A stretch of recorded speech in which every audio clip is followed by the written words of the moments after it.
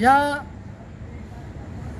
दुधाच्या किंवा दुग्धजन्य पदार्थाच्या गुणवत्तेवर जरी थोड्याफार प्रमाणात नियंत्रण असले तरी बी त्याच्या आकडेवारीवरती, त्याच्या उत्पन्न निर्मितीवरती कुठल्याही प्रकारचे शासनाचे नियंत्रण नाही। या त्रुटीचा फायदा घेऊन महाराष्ट्र राज्यात अनेक समाजकंटक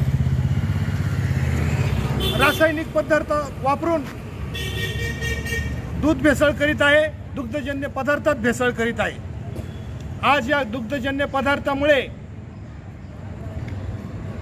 अनेक बालकांना जीव गमावा लागलेला आहे, अनेक जणांना अपंगत्व आलेलं आहे।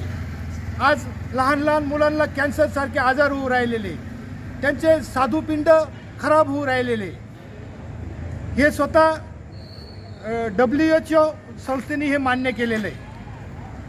हा महाराष्ट्रातील दूध भेसळ थांबवण्यासाठी माझी माननीय महाराष्ट्र राज्याचे मुख्यमंत्री माननीय देवेंद्रजी फडणवीस साहेब, महाराष्ट्राचे अन्न औषध प्रशासन मंत्री माननीय नरहरी झिरवाळ साहेब आणि धडाडीचे IAS अधिकारी माननीय तुकारामजी मुंडे साहेब यांना अत्यंत कळकळीची अशी विनंती आहे की महाराष्ट्रातील दूध संकलन केंद्र आणि हे दुग्धजन्य पदार्थ बनवणारे कारखान्यावरती नियंत्रण आणण्यासाठी, महाराष्ट्रात दूध भेसळ करण्यासाठी महाराष्ट्रामध्ये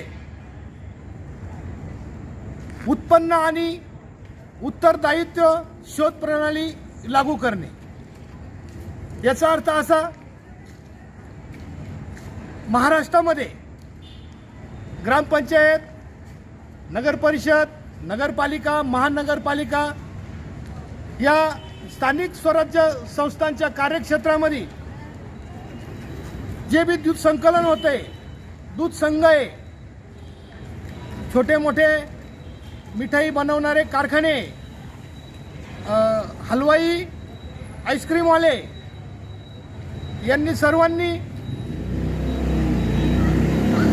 दूध घेता,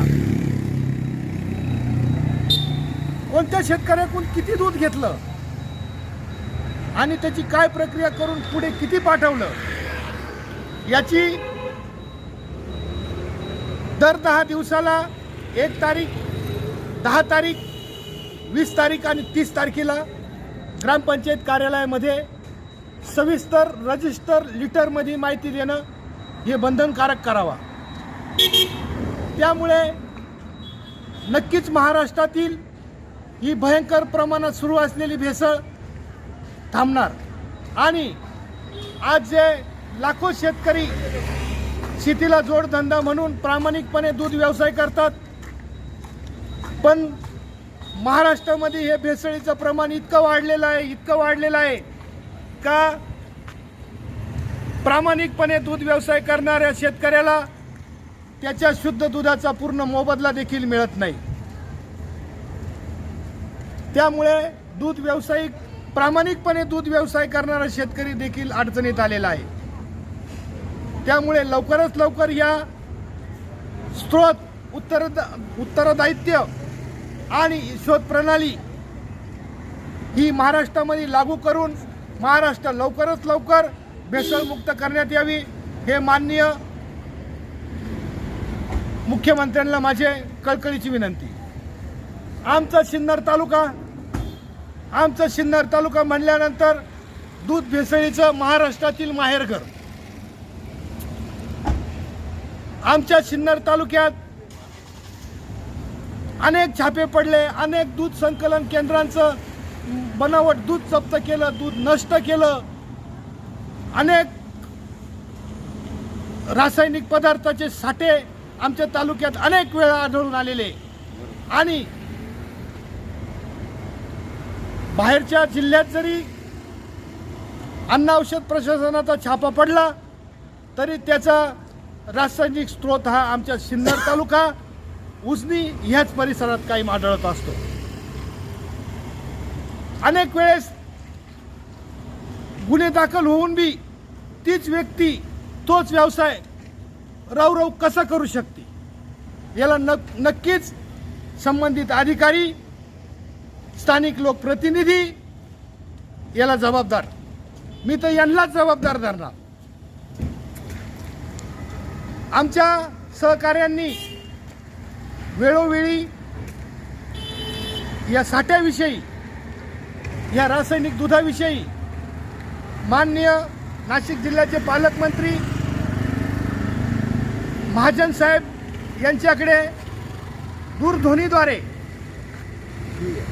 लेखी स्वरूपात सर्व अर्ज केले, पण त्यांच्या कार्यालयातून कुठल्याही प्रकारची दखल घेतल्या जात नाही आणि केलेल्या कारवाईचं काय झालं याची सविस्तर माहिती सुद्धा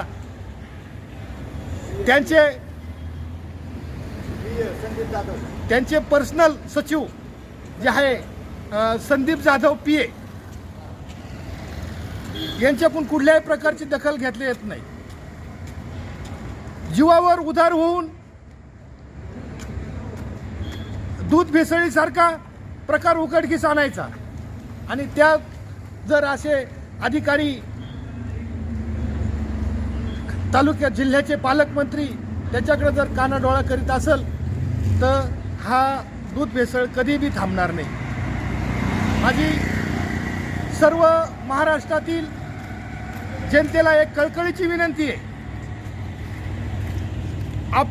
आपण जे दूध सेवन करतो याच्यावरती कुठल्याही प्रकारचं शासनाचं नियंत्रण नाही.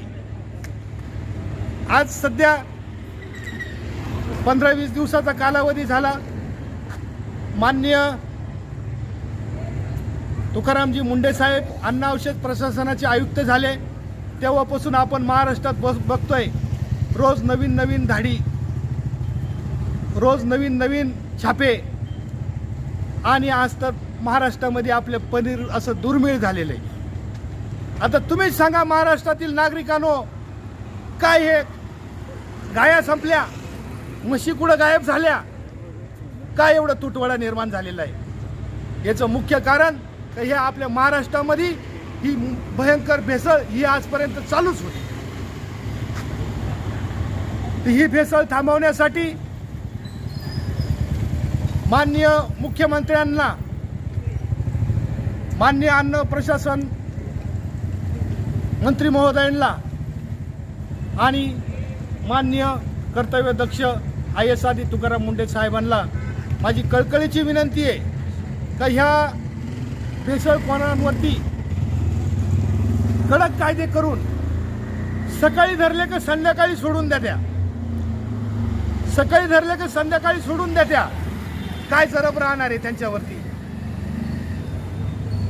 दूध भेसळ करताना, अन्न औषधात भेसळ करताना आढळल्या त्याच्यावर तत्काळ मोका लावून त्याला डायरेक्ट 6 महिने 12 महिने डायरेक्ट ठेवून द्या त्याला.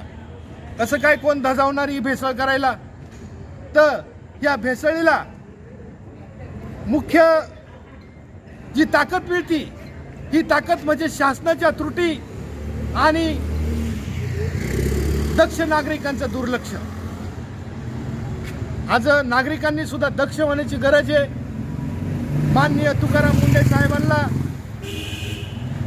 सर्वांनी सहकार्य करण्याची गरज आहे. एक व्यक्ती सर्व काय, त्यांना महाराष्ट्रावर डोळे नाही. आज फक्त आयुक्त कार्यालयातील आयुक्त बदलले म्हणून काय महाराष्ट्रातील अधिकारी बदलले नाही. ते जे काल बी हप्ते घेत होते आज बी हप्ते घेत्या, पण नावीलाज असतं फक्त चुकीच्या धाडी मारत्या आणि जुजबी धाडी हेच फक्त बघायला मिळत आहे. तर यासाठी सर्व शेतकरी सुद्धा देशोधडीला लागलाय. आज शेतकऱ्याला त्याच्या स्वतः दुधाचा योग्य मोबदला मिळाला. आज प्रामाणिक शेतकरी, आज दूध व्यावसायिक देशोधडीला लागलेला आहे. माझ्या त्या शेतकऱ्यांना बी एक माझं सांगणं आहे, खूप आंदोलनं केले, खूप आपण हजारो लिटर रस्त्यावरती दूध सांडून शासनाचा निषेध केलेला आहे, केवळ कशासाठी? भाववाढीसाठी. पण माझी सर्वांना एक सांगणी आहे, भाववाढीचं मुख्य कारण हे शासन नसून ही भरमसाठ होणारी दूध भेसळ आणि दुग्धजन्य पदार्थ याच्यातली भेसळ.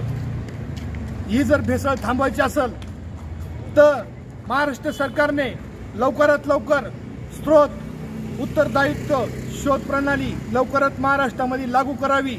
अन्यथा माननीय देवेंद्र फडणवीस साहेब यांच्या बंगल्यासमोर वर्षा बंगल्यासमोर आमरण उपोषण करण्यात येईल.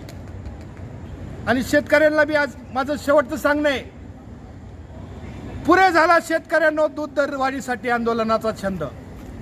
पुरे झाला शेतकऱ्यांनो दूध दरवाढीसाठी आंदोलनाचा छंद. हमखास भाव वाढणार जेव्हापासून होईल दुधात भेसळ बंद.